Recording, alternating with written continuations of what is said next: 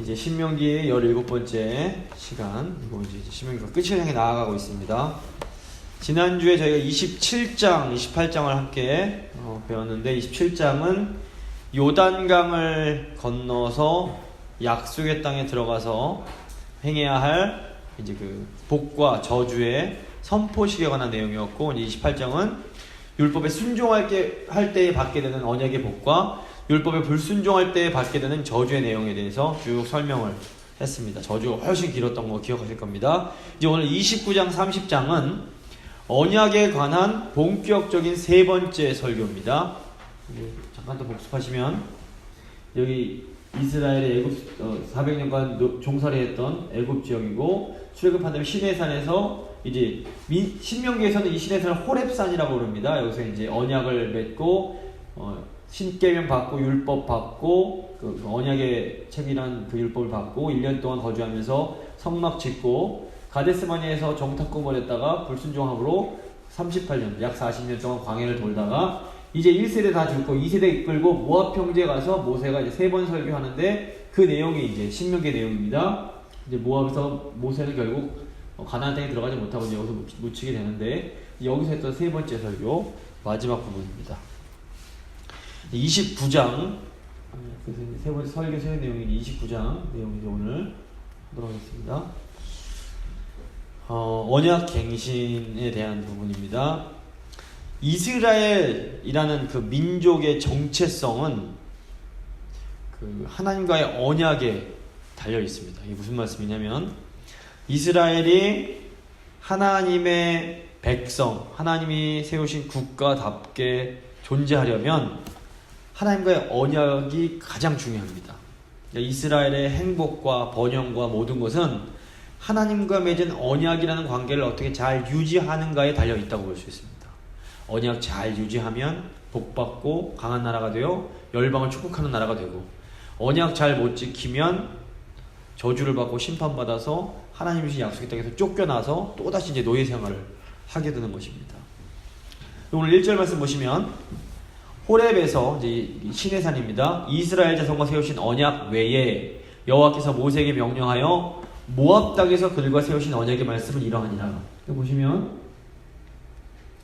여기 호렙에서 언약 맺으셨는데, 모압에서 한 번 더 언약을 갱신, 리뉴얼 하시는 겁니다. 뭐 새로운 언약은 아니지만 한 번 더 언약을, 왜냐면 이제 요 시내산에서 언약 맺은 1세대는 다 죽었기 때문에 2세대와 함께 모압에서 다시 한번 시내산에서 맺은 언약을 재확인시켜 주시면서 네가 어떻게 살아야 될지를 알려주시는 거라고 볼 수 있습니다. 모세는 이 모압 평지에서 마지막 설교를 하면서 다시 한번 이 언약을 강조합니다. 하나님께서 이스라엘을 출애굽시키신 후에 이제 그 시내산에서 언약을 맺으셨는데, 그 출애굽기 24장 보시면 이 언약식 체결하는, 그 피를 가져다가 이제 피를 뿌리면서 언약식을 체결하는 내용이 나옵니다. 이 언약식은 일종의 결혼식과 같다고 볼 수 있습니다. 그래서 하나님과 하나님 백성인 이스라엘 사이에 이제 아주 끈끈한, 아주 특별한 관계를 맺은 것입니다. 근데 이 결혼 생활이라는 것이 결혼식만 잘했다고 끝나는 게 아닙니다. 실제 결혼 생활은 이 결혼식 때 맹세했던 이 약속을 얼마나 신실하게 잘 지키는가에 달려 있다고 볼 수 있습니다.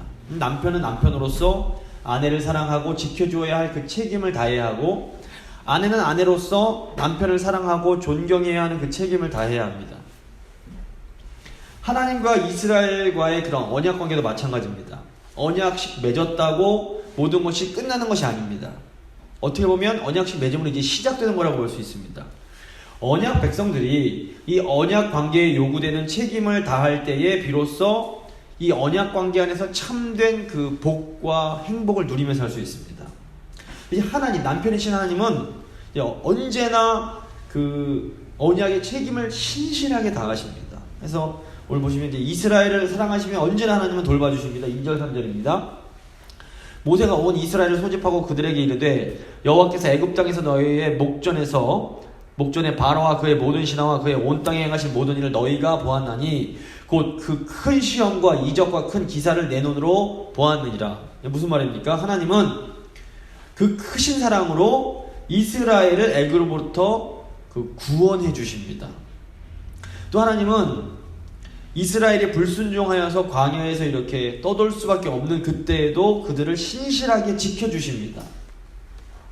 5절 6절입니다. 주께서 40년 동안 너희를 광야에서 인도하게 하셨거니와 너희 몸에 옷이 낡아지지 아니하였고 너희 발에 신이 헤어지지 아니하였으며 너희에게 떡도 먹지 못하며 포도주나 독주를 마시지 못하게 하셨음은 주는 너희 하나님 여호와이신 줄을 알게 하려 하심이니라. 광야 40년 기간 동안 옷이 낡지 않고 신발이 해지지 않았다는 것은 하나님께서 아주 신비한 방법으로 이스라엘을 보호해 주시고 지켜 주셨음을 의미합니다. 또 떡이나 포도주나 독주를 마시지 못하게 하신 것은 뭘 먹인 것인 겁니까? 만나와 메추라기를 먹여주셨다는 것인데, 이것은 그 광야 생활 중에 하나님께서 말씀으로 이스라엘을 훈련시켜 주셨음을 또 의미합니다.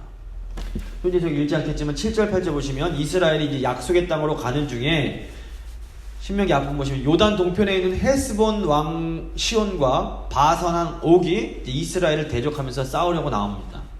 근데 이것은 이제 약속의 땅으로 나아가는 이스라엘 앞에 큰 장애와 어려움이 이제 찾아왔던 것이라고 볼 수 있습니다. 그런데 놀랍게도 하나님은 이 헤스본과 바산을 이스라엘이 정복하게 하심으로 그들을 기업으로 만들어 버리십니다. 이게 무슨 말이냐면 하나님은 이스라엘이 약속의 땅으로 나아가는 중에 찾아온 어려움까지도 바꿔서 선으로 바꿔주신 겁니다.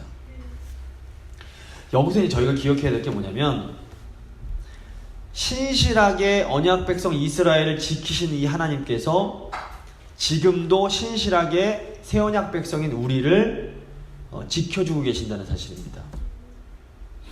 하나님께서 이 이스라엘을 이끄시듯이 이제 오늘 우리 새 언약 백성인 우리 교회와 우리 자신들을 한번 어떻게 이끌어 오셨는지 한번 잘 생각해 보시기 바랍니다. 우선 하나님은 이스라엘을 애굽에서 출애굽시켜 주신 것처럼 큰 은혜와 큰 사랑으로 우리를 죄와 사망에서 구원해 주셨습니다.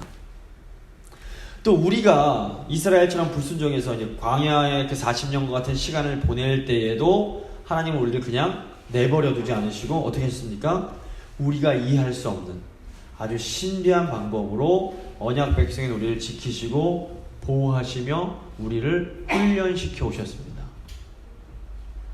나아가 때로 우리에게 우리가 약속의 땅으로 나아가려고 할 때에 헤스본과 바산과 같은 어떤 그런 위기와 어려움이 우리를 찾아올 때가 있습니다. 이때 하나님은 어떻게 하십니까? 이것마저도, 이 어려움들까지도 선으로 바꿔버리십니다. 하나님은 이렇게 언제나 남편이자 아버지로서 신실하게 언약의 책임을 다해 주십니다. 문제는 이 큰 사랑과 은혜를 받은 언약 백성들이 여전히 어리석고 둔하다는 겁니다. 4절 보시면 그러나 깨닫는 마음과 보는 눈과 듣는 귀는 오늘 여호와께서 너에게 주지 아니하셨느니라. 오늘 이 말씀이 구약의 언약 백성인 이스라엘과 새 언약 백성인 우리의 어떻게 보면 정직한 모습입니다. 하나님은 너무나 신실하신데 우리는 여전히 하나님의 사랑을 마음으로 깨닫지 못하고 하나님의 은혜 베풀어 주시는데 그것을 눈으로 보지 못하고 분명히 하나님께서 우리에게 은혜의 말씀을 주시는데도 귀로 잘 듣지를 못합니다. 이 언약에 신실하신 하나님께서 이제 곧 약속의 땅을 눈앞에 두고 있는 언약 백성들에게 이 모세의 입을 통해서, 모세의 설교를 통해서 주시는 말씀이 무엇입니까? 9절입니다. 함께 한번 읽어보겠습니다. 그런즉 너희는 이 언약의 말씀을 지켜 행하라. 그리하면 너희가 하는 모든 일에 형통하리라. 이 말씀이 지금 이 자리에 있는 우리에게도 그대로 해당되고 적용되는 말씀입니다. 우리가 이제 약속의 땅을 앞두고 있을 때에 하나님 말씀에 순종해야 됩니다. 언약의 말씀을 잘 지켜 행해야 됩니다. 이것이 우리가 하나님께서 우리에게 주시고자 하시는 그 복을 충만히 누리면서 사는 유일한 방법입니다. 자, 이제 언약의 범위에 대해서 생각해 보겠습니다. 10절부터 15절 보시면 언약의 범위가 나옵니다. 언약의 대상이 어디까지 미치는가? 하나님은 이스라엘 공동체의 모든 구성원들이 하나님과 이 언약 관계를 누리기 원하십니다. 그래서 보시면 수령, 이스라엘의 수령, 지파, 장로들, 지도자, 이스라엘의 모든 남자, 유아들, 아내, 진중에 있는 객, 나무 패는 자, 물 깃는 자, 정말 이스라엘에 속한 모든 사람들이 이 언약에 참여하라고 그러십니다. 12절 내 하나님 여호와의 언약에 참여하며. 이게 원리가 이제 창세기 때부터 이어집니다. 창세기 17장 보시면 하나님이 아브라함과 언약을 맺으시는 내용이 나옵니다. 15장에서 한번 맺으시고 17장에서 다시 한번 갱신하시는데 17장에서 언약 맺으실 때는 하나님께서 아브라함에게 할례를 행하라고 그러십니다. 그런데 이때 할례를 행해야 할 대상이 어떤 대상이냐면 아브라함만 하는 게 아니라 아브라함 아래에 있는 아브라함의 그 가솔들은 남자들은 다 할례를 해야 했습니다. 그래서 종이든 뭐 이방인들에게 돈으로 산 사람이든 모든 남자는 다 할례를 하라고 그러십니다. 이게 무슨 얘기냐면 아브라함에게 속한 모든 사람은 다 언약 백성 삼아 주시겠다는 겁니다.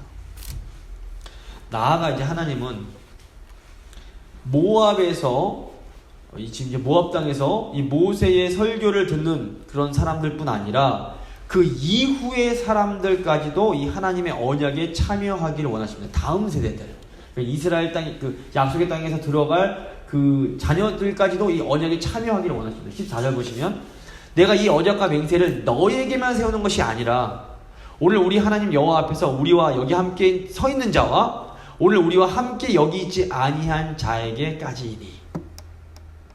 그러니까 원래 하나님께서 이 시내산 호렙산에서 하나님과 이스라엘 언약 맺은 이스라엘과 언약을 맺으셨는데 이 언약이 단지 뭐 당대에만 그 당시 세대에만 해당되는 것이 아닌 것처럼 지금 이제 또다시 모압 평지에서 언약 맺으시는 이 언약도 단순히 그 눈앞에 있는 그 사람들뿐 아니라 그 약속의 땅에서 들어가서 살게 될 그 이후 세대까지도 언약 백성 삼으시겠다는 겁니다. 근데 이 언약이 일차적으로는 이제 그 미래 이스라엘 백성들이지만 좀 더 저희가 믿음의 눈을 뜨고 보면 새 언약 백성들인 오늘까지도 해당이 되는 말씀입니다. 그래서 신명기 이 말씀이 바로 우리에게도 굉장히 아주 중요한 그런 말씀이 되는 것입니다. 하나님께서 이제 모세를 통해서 그 지금 이 우리 세대까지도 이 언약에 참여를 시켜주십니다. 자, 이제 16절에서 21절 보시면 언약의 위협이 나옵니다. 모세는 이제 이스라엘 이 백성들이 약속의 땅에 들어가면 여기 그러니까 이방 민족도 이제 우상 섬기는 땅이었기 때문에 이스라엘 백성들도 우상을 섬길 그런 위험성, 그 가능성이 있음을 경고합니다. 모세가 이제 보시면 18절에 보시면 우상 섬기는 이 행위를 독초와 쑥의 뿌리가 너희 중에 생겨서라고 표현합니다. 독초와 쑥이라고 표현하는데 이것은 우상 숭배가 이스라엘 전체에 아주 위험한 영향을 줄 수 있다는 것에 대한 이렇게 비유적 표현입니다. 독초를 먹으면 죽고 쑥은 아주 쓴 것이 상징하기 때문에 독초와 쑥, 저희 건강에 좀 그 쑥을 생각하시면 안 됩니다. 부정적인 표현입니다. 저기 이제 주목할 것은 뭐냐면 이 우상 숭배가 언약 백성들 안에서 일어난다는 겁니다. 이방인들은 본래 우상 섬기면서 세상적인 가치를 따르며 사는 사람들입니다. 하나님을 모르는 사람들이 돈, 쾌락, 권력 뭐 이런 걸 사랑하고 쫓아가는 것은 어떻게 보면 굉장히 당연한 겁니다. 저 사람들 어떻게 저럴 수가 있어? 그럴 필요가 없습니다. 하나님 모르니까 우상 섬기는 건 당연합니다. 그런데 하나님과 언약 맺은 사람들까지 세상 사람들처럼 돈 따라가고 쾌락 따라가고 권력 추구하는 것은 말이 되지 않습니다. 언약 백성들이 하나님 말씀보다 돈을 더 좋아하고 쾌락 더 좋아하고 권력 더 좋아하는 거, 막 힘자랑하고 막 내가 더 높니 누가 더 높니 이런 거 자랑하는 것이 곧 우상 섬기는 겁니다. 독초와 쑥이 이런 겁니다. 근데 이것은 너는 나 외에는 다른 신을 내게 두지 말라라는 이 10계명 1계명을 범하는 아주 심각한 범죄입니다. 근데 가장 위험한 게 뭐냐면 우상을 섬기면 27장 28장에서 얼마나 무서운 저주가 임할지를 막 이제 얘기를 모세가 했습니다. 그런데 이 우상 섬기는 사람들이 이 무서운 경고를 듣고도 별로 무서워하지 않는 겁니다. 이제 죄송하지만 간이 부은 겁니다. 그래서 19절 보시면 이 저주의 말을 듣고도 심중에 스스로 복을 빌어 이르기를 내가 내 마음이 완악하여 젖은 것과 마른 것이 멸망할지라도 내게는 평안이 있으리라 할까 하니라. 이들은 마른 땅으로 젖은 땅을 파괴하는 내 마음속에 완악한 길로 내가 간다 한들 그래도 나는 평안할 것이야 라고 이제 마음속으로 생각한다는 겁니다. 이게 무슨 이제 상황인가 하면, 이제 오늘날 적용을 하면, 교회에 다니는 사람입니다. 그리스도인이라고 불립니다. 근데 그 사람이 이제 잘못을 하고 있다는 걸 자기도 압니다. 뭐 입으로, 마음으로, 어떤 행동으로 범죄하고 있다는 거, 하나님 보실 때 옳지 않은 행위하고 있다는 거 자기도 압니다. 그런데 마음속으로 자기 스스로한테 이렇게 얘기를 하는 겁니다. 아이, 뭐 세상 사람들에 비하면 이 정도는 죄도 아니지 뭐. 그러면서 이 정도는 다 괜찮을 거야. 하나님이 다 이해하실 거야. 뭐 하나님 잘 섬기는데 돈 좀 좋아하면 어때? 하나님 좋아하는데 뭐 내가 좀 힘자랑 좀 하면 어때? 하나님 좋아하는데 내가 좀 사치랑 쾌락 좀 따르면 어때? 이런 식으로 속으로 외친다는 겁니다. 그런데 이렇게 하나님 말씀보다 다른 것을 더 우선시하는 우상숭배의 죄를 지으면서 괜찮을 거야 라고 생각하며 회개하지 않고 계속 그 길을 고집하는 사람에게 모세를 통해서 하나님께서 이렇게 말씀하십니다. 20절 21절 말씀입니다. 여호와는 이런 자를 사하지 않으실 뿐 아니라 그 위에 여호와의 분노와 질투의 불을 부으시며 또 이 책에 기록된 모든 저주를, 그 저주 지난주에 배우셨죠? 그 어마어마한 저주들입니다. 그에게 더하실 것이라. 여호와께서 그 이름을 천하에서 지워버리시되 여호와께서 곧 이스라엘의 모든 지파 중에서 그를 구별하시고 이 율법책에 기록된 모든 언약의 저주대로 그에게 화를 더하시리라. 이런 사람들이 위험한 것은 자기만 악을 저지를 뿐 아니라 독초와 쑥이 돼서 공동체 전체에 아주 무서운 영향을 줄 수 있기 때문입니다. 그렇기 때문에 이들은 하나님 보실 때 아주 무서운 벌을 받게 됩니다. 신약으로 오면 신약에도 이런 죄를 지는 사람들이 있었습니다. 누굽니까? 주일에 배운 바리새인들이 바로 이런 사람들이었습니다.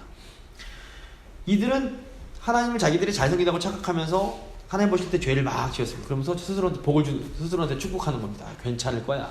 우리가 하나님 얼마나 잘 믿고 있는데.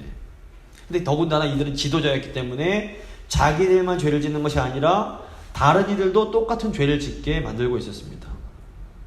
예수님은 이들을 향해서 소경이 소경을 인도한다고 하시면서 결국 이들은 다 뽑혀질 것이다 라고 말씀을 하십니다. 로마서 보시면 사도 바울이 가장 무서운 죄가 뭐라고 그럽니까? 하나님으로부터 내버려 둠을 당한 죄. 죄를 막 짓고 있는데 건들지 않으시는 겁니다. 이게 가장 무서운 죄입니다. 왜 그렇습니까? 회개할 기회가 없기 때문에 그렇습니다. 오늘날 무서운 죄를 짓는 교회 지도자들이 많이 있습니다. 그런데 당장 눈에 보이는 확 심판이 안 임하는 것처럼 보입니다. 사실 성경적으로 보면 이런 분들이 더 정말 무서운 겁니다. 왜냐하면 하나님으로부터 버림받은 사람들일 수 있기 때문입니다. 반면에 이제 뭘 조금만 잘못해도 하나님께서 가만두질 않으시고 뭐 이런 어려움 저런 어려움을 막 당하게 하는 사람들이 있습니다. 어떤 분들은 하나님 뜻에 조금만 어긋나는 마음만 품어도 막 물질적인 손해를 막 보게 하시고, 또 어떤 분들은 좀 하나님 뜻에 어긋나는 것 같으면 몸이 막 아프게 만드시고, 또 어떤 분들은 조금만 길이 어긋나는 것 같으면 배우자를 통해서 막 견딜 수 없게 만드십니다. 사실 근데 이제 사람들이 하나님 백성들이 짓는 죄는 세상 사람들이 짓는 죄에 비하면 죄도 아닙니다. 죄의 축에 끼일 수도 없습니다. 그런데 하나님은 잠시도 우리를 가만히 두질 않으십니다. 그런데 잘 생각해보면 이게 하나님의 은혜입니다. 이것은 하나님은 우리를 너무나 사랑하시기 때문에 딴 곳으로 아예 한눈도 팔지 못하게 하시려고 꽉 붙들고 계시다는 증거이기 때문에 그렇습니다. 히브리서 12장 보시면 하나님이 누굴 징계하십니까? 사랑하는 자녀들을 징계하십니다. 이 자녀들이 받는 징계와 정말 그 하나님께 버림받은 자들이 받는 그 처벌은 비슷해 보여도 완전히 차원이 다릅니다. 징계를 받는 하나님의 자녀들은 징계를 받으면 받을수록 어떻게 됩니까? 더 성숙해지고 더 아름답고 더 거룩해집니다. 그러므로 하나님 징계에 담긴 이 하나님 아버지의 그 사랑을 좀 볼 수가 있어야 됩니다. 그래서 징계 받으실 때에 감사합니다. 그러고 좀 받으실 필요가 있습니다. 이제 언약의 심판입니다. 22절 28절인데 이 부분에서 모세는 이제 이스라엘 민족이 결국에는 이렇게 막 경고를 했는데도 언약을 깨뜨리고 하나님의 무서운 심판을 받아서 포로로 끌려갈 것이다 라는 것을 예견하고 있습니다. 벌써 신명기 5장 보시면 하나님은 질투의 하나님이십니다. 그래서 아내인 이스라엘이 남편인 하나님을 버리고 우상을 따라갈 때에 하나님은 아주 무섭게 화를 내십니다. 근데 이제 하나님의 노하심이 엄청나게 크고 맹렬한 것은 그만큼 언약 백성 이스라엘을 향한 하나님의 사랑이 크고 강하기 때문입니다. 하나님은 하나님을 섬긴다고 하면서 실제로 우상을 섬긴 이스라엘을 이렇게 바벨론 포로 생활을 하게 하심으로 자신들의 잘못을 깨달을 수 있는 기회를 주십니다. 우리가 지금 이렇게 이제 하나님의 말씀을 사모하면서 살아갈 수 있는 것도 사실은 하나님께서 우리에게 여러 가지 어려움을 통해서 우리를 겸손하게 해 주셨기에 가능한 일입니다. 이제 제가 아는 어떤 분은 기독교 가정에 태어나셨습니다. 일평생 교회 안에서 신앙생활을 잘 했습니다. 그렇지만 그 마음 가운데 어떻게 생각을 하냐면 나는 세상 사람들이 지는 죄 지은 적이 없으니까 나는 의롭다라는 그 자기 의의가 가득합니다. 그러니까 당연한 것이 이분이 세상 사람들이 지는 죄 멀리하고 겉보기엔 너무나 반듯한 생활을 하는 겁니다. 가정에도 충실하고 정직하고 속이는 일도 없고 그냥 정말 그리스도인 교회 다니는 사람 이렇게 사는 겁니다. 근데 이제 문제가 뭐냐면 이분의 가정이 별로 행복하지 못합니다. 왜 그러냐면 자기가 너무 옳게 살다 보니까 자기 기준을 가족들한테 막 강요하는 겁니다. 가족들의 마음이 이로 인해서 병 들어갑니다. 그러다가 이제 어느 순간에 이분의 삶에 큰 어려움이 찾아오게 됐습니다. 오늘 말씀에 비유하면 이분의 삶이 이제 포로 생활을 경험하게 된 겁니다. 근데 이 포로 생활의 경험이 이분에게는 엄청난 은혜였습니다. 이분이 포로 생활을 하면서 너무 그 어려움 가운데 있으면서 하나님 앞에 완전히 꼬꾸라지고 굉장히 겸손해지게 됩니다. 근데 이때부터 이분 자신뿐 아니라 이분의 가정까지도 회복이 되기 시작을 합니다. 그리고 나중에는 그 모든 삶이 놀라울 정도로 아름답게 회복이 되었습니다. 제가 말씀드린 이분의 경험이 어쩌면 지금 이 자리에 있는 우리 모두의 경험일지 모릅니다. 그래서 이 29절 신명기 29장 보시면 이런 말씀이 나옵니다. 감추어진 일은 우리 하나님 여호와께 속하였거니와 나타난 일은 영원히 우리와 우리 자손에게 속하였나니 이는 우리에게 이 율법의 모든 말씀을 행하게 하심이니라.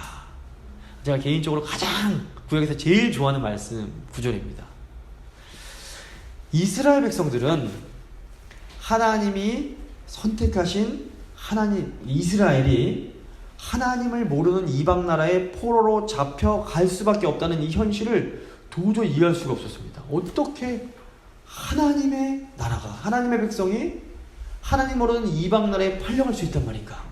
이게 그 사람들 머리는 도저히 이해가 안 되는 일이었습니다. 근데 이 안에는 아주 놀라운 하나님의 섭리가 있었습니다.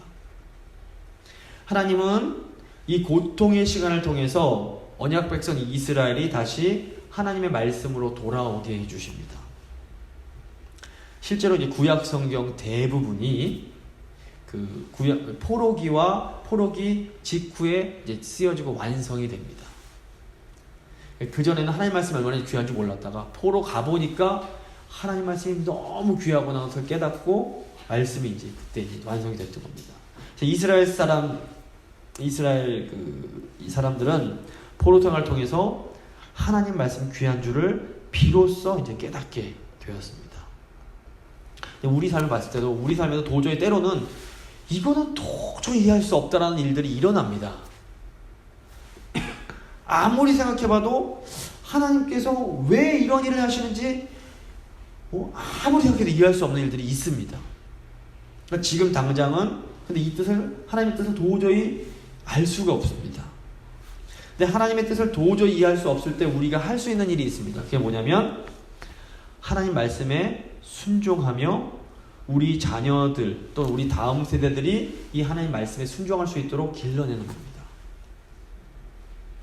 이제 오늘 다루지 않지만 31장 보시면 또 신명기 앞부분도 그렇고 자녀들을 말씀으로 잘 양육할 것을 신명기가 많이 강조합니다. 어쩌면 이제 포로에 끌려간 것은 자녀 신앙 교육이 실패했기 때문이라고 볼 수 있습니다. 30장 보시면 이제 그 복 받는 길에 대해서 이제 그 모세가 얘기를 합니다. 이제 그 포로로 끌려갈 것에 대해서 이제 얘기를 한 후에 30장에 들어가면서 다시 이제 회복에 대해서 가르칩니다. 창세기 15장 보시면 하나님 이제 아브라함에게 언약 맺으신 후에 아브라함 너의 후손이 400년간 타지, 이제 예굽이었는데 타지에서 종살이하게 될 것을 미리 알려주십니다. 마찬가지로 신명기 30장에서 모세는 이스라엘이 불순종해서 이방 나라에서 포로 생활하게 될 것을 미리 다 전제한 후에 이 말씀을 전합니다. 그러니까 너네가 포로가 나중에 끌려갈 텐데 그때 돌이키면 회복될 수 있다는 말 가르쳐주는 겁니다. 우리 삶 속에도 불순종으로 인해서 포로 생활과 같은 어려움이 찾아올 때가 있습니다. 종종 있습니다. 이런 우리를 위해서 하나님께서 주시는 말씀이 바로 이제 신명기 30장 말씀입니다. 좀 길지만 제가 1절부터 3절 읽어드리겠습니다. 내가 내게 진술한 모든 복과 저주가 내게 임함으로 내가 내 하나님 여호와로부터 쫓겨간 모든 나라 가운데서 이 일이 마음에 기억이 나거든. 너와 네 자손이 내 하나님 여호와께로 돌아와 내가 오늘 내게 명령한 것을 온전히 따라 마음을 다하고 뜻을 다하여 여호와의 말씀을 청종하면 내 하나님 여호와께서 마음을 돌이키시고 너를 긍휼히 여기사 포로에서 돌아오게 하시되 내 하나님 여호와께서 흩으신 그 모든 백성 중에서 너를 모으시리니. 오늘 2절에 보시면 여호와께 돌아와, 또 3절에서 여호와께서 마음을 돌이키시고 하니 돌이키다는 말이 히브리어로 슈브라고 합니다. 근데 이 슈브가 다른 데서는 회개하다라고 번역이 됩니다. 무슨 말입니까? 하나님 백성이 이제 불순종해서 포로 생활, 고난 당할 때에 마음을 돌이켜서 회개하기만 하면 하나님께서 다시 회복시켜 주시겠다라는 약속입니다. 어떻게 보면 이것이 언약 백성이 누릴 수 있는 최고의 특권입니다. 언약 백성은 우리는 어떤 상황 속에서도 정말 진심으로 회개해서 하나님께 돌아가기만 하면 우리는 다시 회복될 수 있습니다. 4절 5절 말씀입니다. 내 쫓겨간 자들이 하늘가에 하늘 끝에 있을지라도 내 하나님 여호와께서 거기서 너를 모으실 것이며 거기서부터 너를 이끄실 것이라. 내 하나님 여호와께서 너를 내 조상들이 차지한 땅으로 돌아오게 하사 내게 다시 그것을 차지하게 하실 것이며 여호와께서 또 내게 선을 행하사 내게 내 조사들보다 더 번성하게 하실 것이며.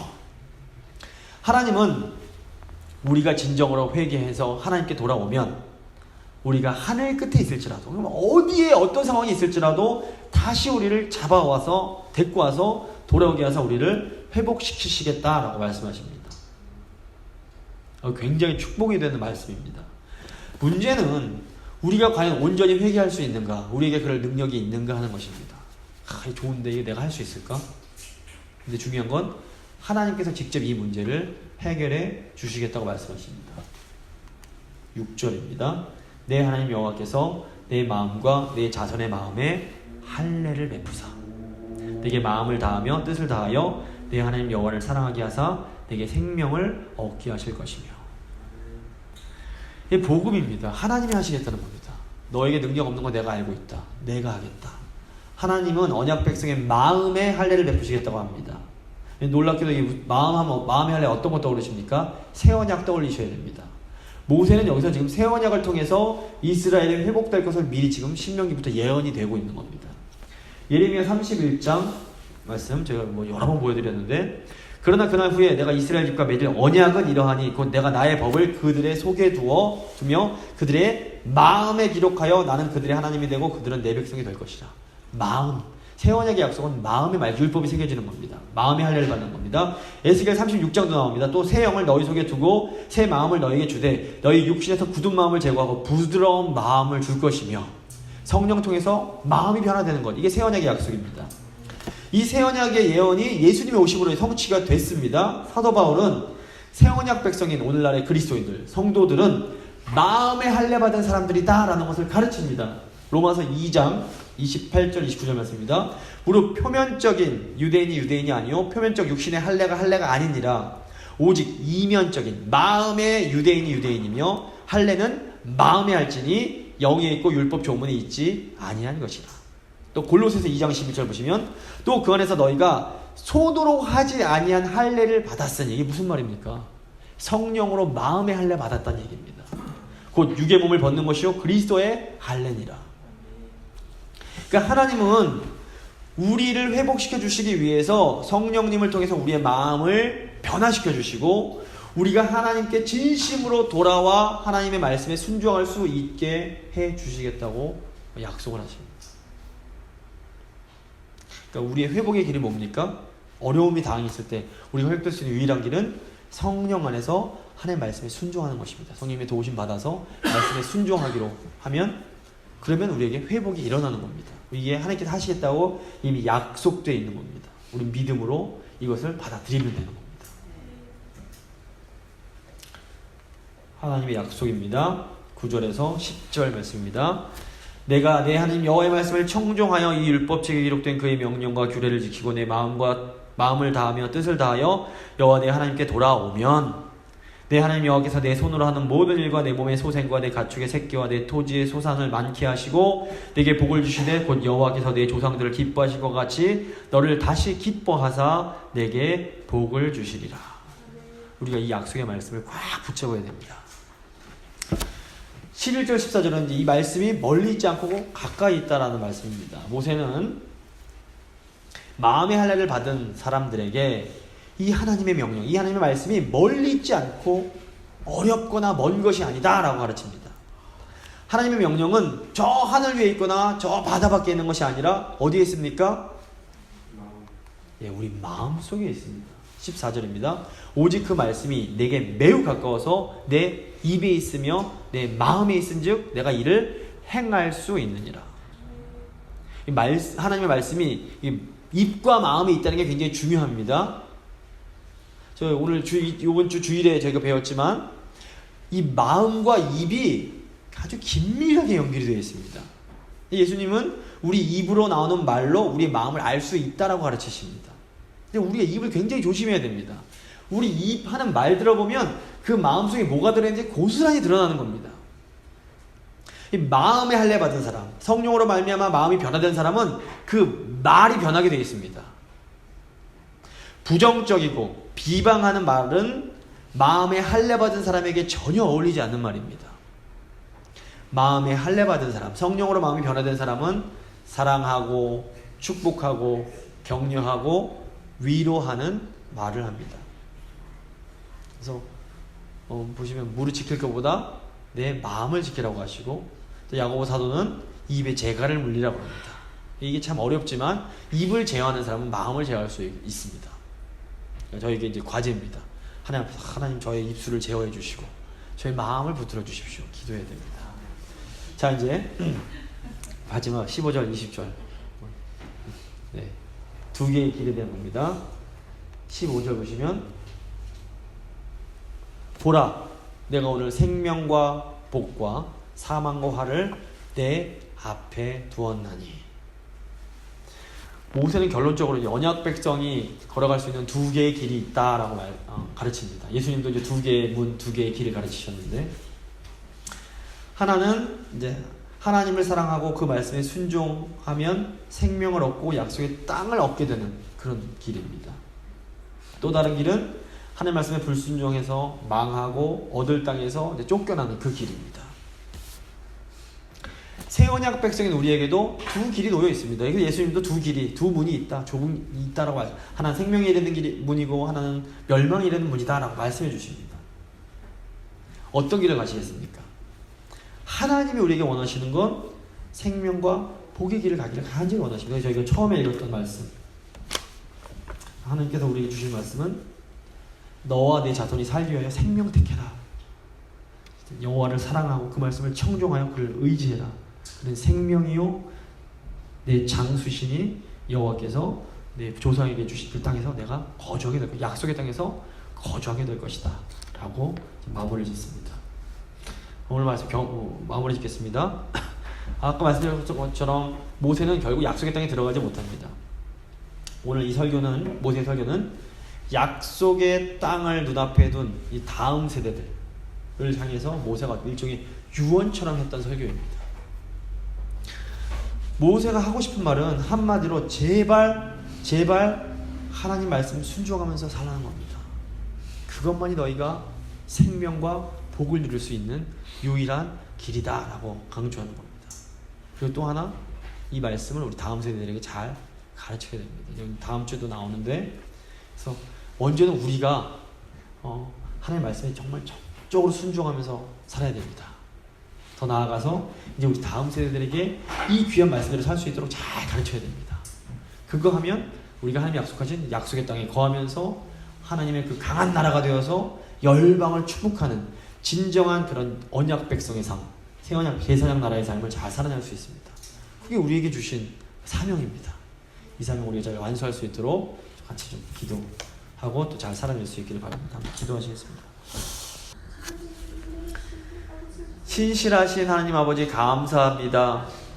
하나님 저희를 너무 사랑하셔서 저희를 구원하여 주시고 또 저희가 불순종할 때에도 저희를 지키시고 보호하시고 말씀으로 저희를 훈련시켜 주시고 진심으로 감사를 드립니다. 이제 하나님의 신부로서 저희도 아버지 신실한 삶 살 수 있도록 주여 도와주시옵소서. 하나님 저희 앞에 두 길이 놓여 있습니다. 하나는 생명의 길이고 하나는 멸망의 길입니다. 저희가 성령님의 도우심으로 저희가 하나님 말씀에 순종하여 생명의 길을 갈 수 있도록 정말 그 하나님의 복을 받는 그 길을 갈 수 있도록 주여 은혜 베풀어 주시옵소서. 아버지 하나님의 주시는 그 복을 받아서 저희가 하나님의 강한 나라가 되어 열방을 축복하는 제사장 나라의 삶을 살기를 소망합니다. 아버지 복의 통로되는 저희 교회 될 수 있도록 도와주시고 저희만 아버지 행복하고 복을 누리고 안식 누리는 것이 아니라 하나님께서 저에게 주신 다음 세대들에게도 저희 자녀들에게도 이 귀한 말씀을 잘 가르쳐서 아버지 그들도 이 땅 가운데서 아버지 복을 나누어주는 복의 통로되는 복된 삶 살아갈 수 있도록 주여 도와주시옵소서. 저희 힘이 없고 부족하지만 성령 안에서 하나님께서 능력 주시면 저희가 감당하게 될 줄 믿사오니 주님 저희와 함께 하시고 저희가 이 주님께서 주신 이 귀한 사명 잘 감당하고 이루어가는 그런 복된 교회 될 수 있도록 주여 함께하여 주시옵소서. 특별히 육신이 연약하여 아버지 고통받는 주의 백성들 기억하여 주시고 어디에 계시든 아버지 하나님 함께하여 주시고 또 주님 그 풍성한 은혜 허락하여 주시길 간절히 소망합니다. 주님의 감사드리며 귀하신 예수 그리스도의 이름으로 기도드립니다. 아멘.